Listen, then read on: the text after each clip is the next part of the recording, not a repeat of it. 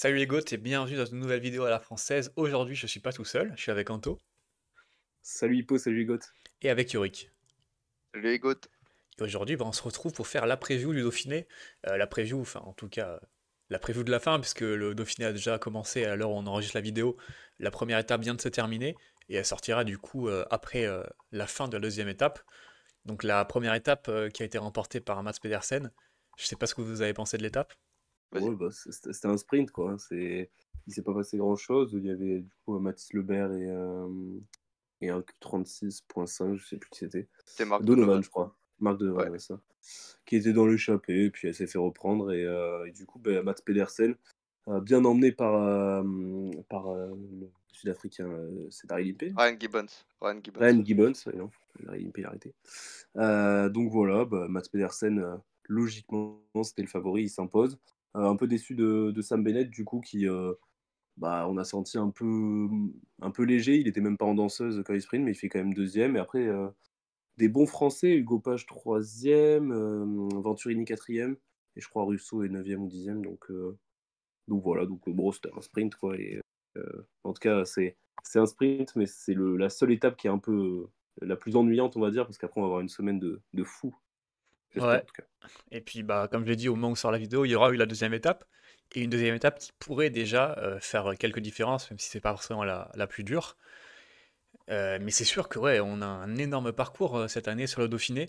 Il y a un chrono, et après, sinon, il y a une étape un peu, on va dire, pour sprinter, même si c'est quand même assez vallonné avant l'étape de Saint-Priest. Et puis après, le Mm. reste, c'est que des étapes avec des cols. Et donc, bah, c'est ce qui explique aussi l'énorme start list qu'on a avec du Remco, du Roglic, du Ayuso, Hindley, Vlasov, Rodriguez, enfin voilà, tous les mecs un peu qui ont joué la victoire sur le tour. Est-ce que vous avez un favori? Est-ce que vous voyez quelqu'un se détacher du reste ou est-ce que vous voyez une course hyper serrée? Je pense que ça va être hyper serré. Parce que ça a été assez répété. Alors, peut-être Roglic un peu au-dessus des autres, quand même. À l'approche du tour, je serais pas étonné que Roglic, voilà, soit peut-être un peu un cran au-dessus. Mais derrière, voilà, t'as Remco qui a dit qu'il vise pas le classement général. Ayuso, c'est quand même, ça reste un gros prospect, mais c'est quand même assez irrégulier. Sur une semaine, tu sais pas, des fois il est incroyable et d'autres fois c'est beaucoup plus compliqué. Donc voilà, ça reste quand même globalement très ouvert. Et en plus, Roglic, bon, on va pas se mentir, mais de ce qu'on a vu de lui à la Bora cette année, hormis le début du Tour du Pays Basque, bah, c'est pas non plus un truc ultra dominant comme ça pouvait l'être chez Jumbo. Donc moi, je pense que ça peut être quand même très ouvert. Et si on me dit demain que ce soit Carlos Rodriguez jusqu'à, je sais pas, un Tao qui gagne, bah, je serais pas étonné tellement il n'y a pas vraiment un favori clair qui se dégage, quoi. Alors, bah, Roglic, pour le coup, il a pas couru, enfin, il a fait Paris-Nice et le Pays Basque. Paris-Nice qui était certes décevant, mais le Pays Basque, il avait gagné le premier chrono et après, bah, il chute malheureusement. Du coup, bah, là, c'est son retour à la compétition depuis sa chute. Donc, moi, Roglic, je le mettrais pas en tout cas, au-dessus des autres. De ce qu'on a vu, Rodriguez était hyper fort et a dominé Ayuso en Romandie. Donc moi, je pense que les deux gros favoris, ça reste Ayuso et Rodriguez. Faut voir comment est Remco. Remco, je pense que c'est aussi le fait de s'enlever un peu de pression, de se dire, bon, on prend au jour le jour et puis on verra. Il a Mikel Landa, je pense qu'il sera plus protégé. En tout cas, aujourd'hui, on a vu que il avait toujours des équipiers autour de lui, Landa, donc ça sera peut-être lui plus le leader. Donc voilà, à mon avis, il se pourrait bien que le vainqueur du Dauphiné soit espagnol, en tout cas cette année.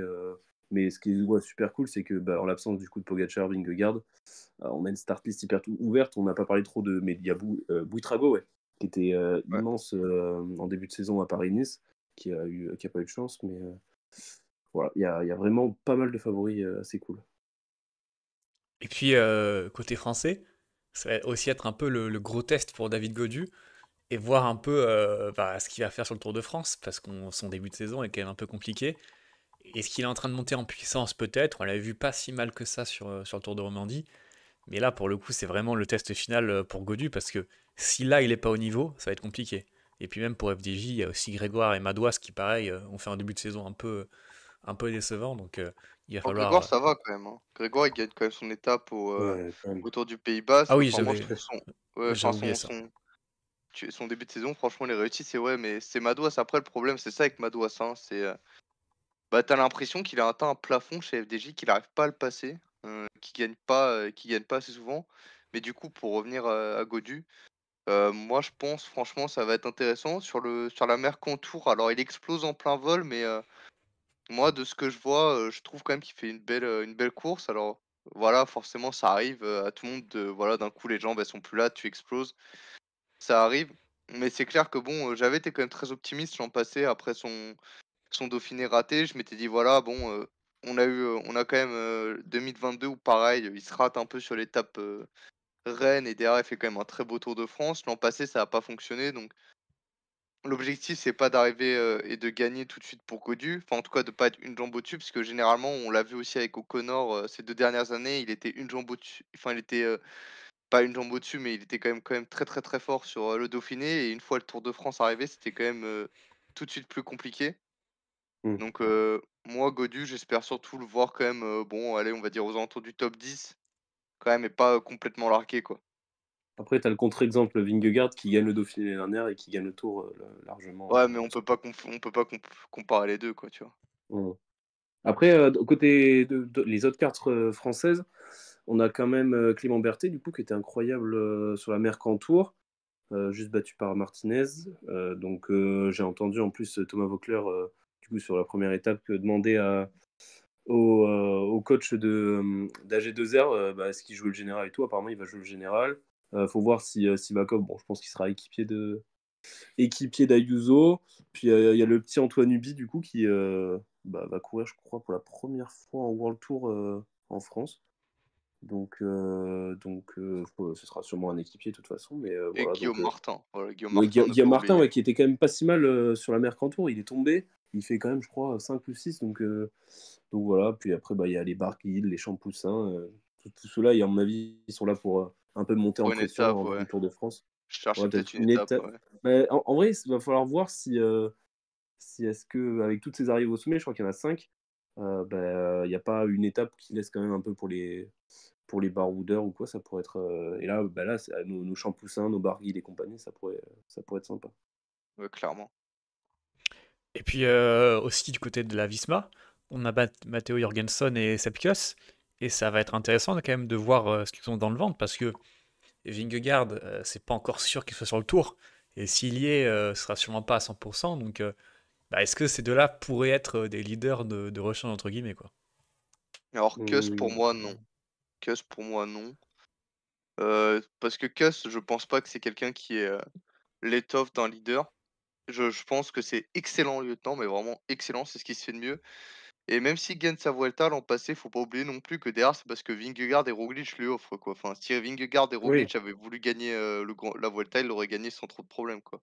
oui, mais ça Bon. montre bien que derrière, il y avait quand même un monde d'écart. Ouais, mais je suis pas Donc, convaincu. J'ai jamais été convaincu, de Sepp Kuss en leader. Le peu de fois qu'on l'a vu quand même dans cette disposition, ça a rarement été, un très bon, Sepp Kuss, tu vois? Donc moi je tablerais plus s'il y a un leader entre les 2, hein. Enfin, je dis bien, si Vingegaard est pas là, je tablerais plus quand même sur, Jorgensen en leader, et un Sepp Kuss, qui serait plutôt là, en lieutenant de luxe pour l'accompagner en haute montagne.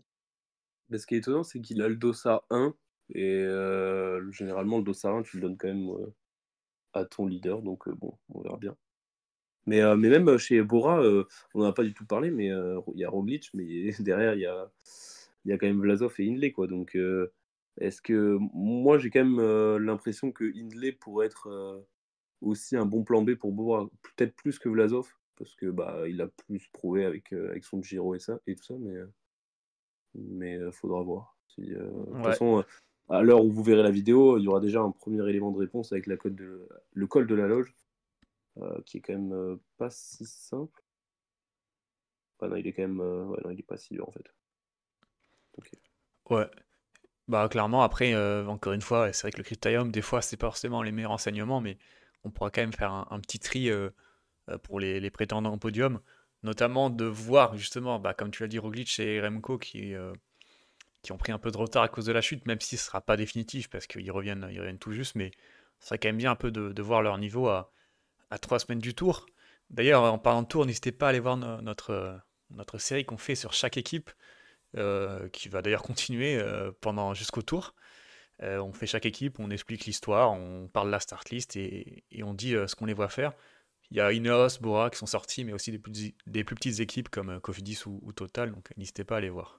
Bah voilà, je pense qu'on se retrouvera du coup la semaine prochaine pour le débrief du Critérium, et puis on parlera aussi du Tour de Suisse qui va bientôt commencer, et puis bah, on se rapprochera tout doucement du Tour de France. N'hésitez pas à vous abonner, à liker, à partager, commenter, voilà, tout ce que vous voulez. Et on se dit à la prochaine. Salut les gouttes. Salut les Salut. gars.